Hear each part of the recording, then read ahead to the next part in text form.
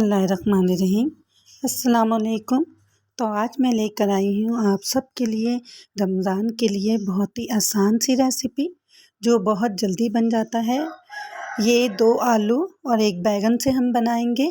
तो अगर इससे पहले आपने मेरे चैनल को सब्सक्राइब नहीं किया तो प्लीज़ मेरे चैनल को सब्सक्राइब कर दें।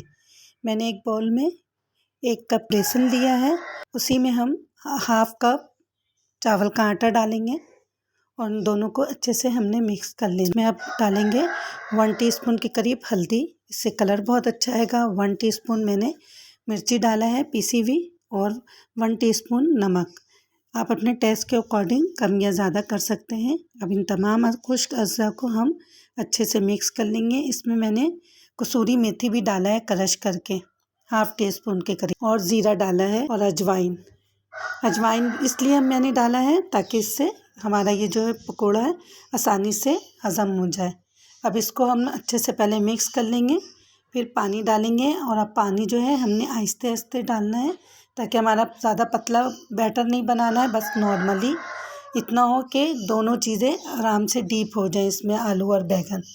अब इसमें 3 टीस्पून जो है वो गरम ऑयल डालेंगे। इससे हमारा पकोड़ा जो है बैंगन का वो बहुत ज़्यादा क्रिस्पी बनेगा और बहुत अच्छा लगे जायका देगा। ये देखिए ऑयल को मैंने अच्छे से इसमें मिक्स कर लिया है।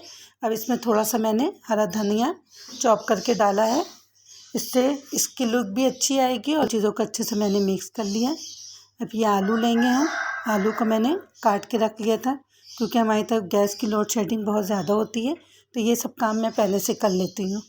बैंगन भी मैंने, ये देखिए, एक बैंगन का 1 पीस लेंगे और 1 आलू को नीचे रखेंगे, फिर बैंगन और फिर आलू, और इसको टूथपिक की मदद से हम लगा देंगे ताकि दोनों चीज़ें इक्वल रहे। ये देखिए देखने में कितना अच्छा लग रहा है।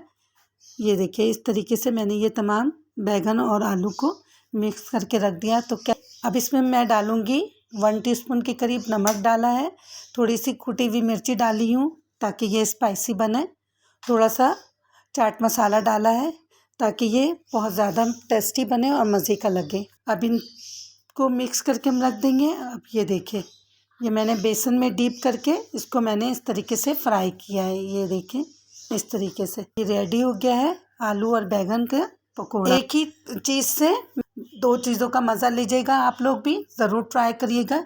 इसको आप केचप के साथ खाइए, बहुत मज़े का लगता है। तो अगर मेरी रेसिपी आपको ज़रा सी भी अच्छी लगी हो तो कमेंट बॉक्स में ज़रूर बताइएगा ताकि मैं और भी रेसिपी आप सब के साथ शेयर करूं। तो अब मिलती हूं एक नए दिन और एक नए रेसिपी के साथ। फ़ी अमान अल्लाह।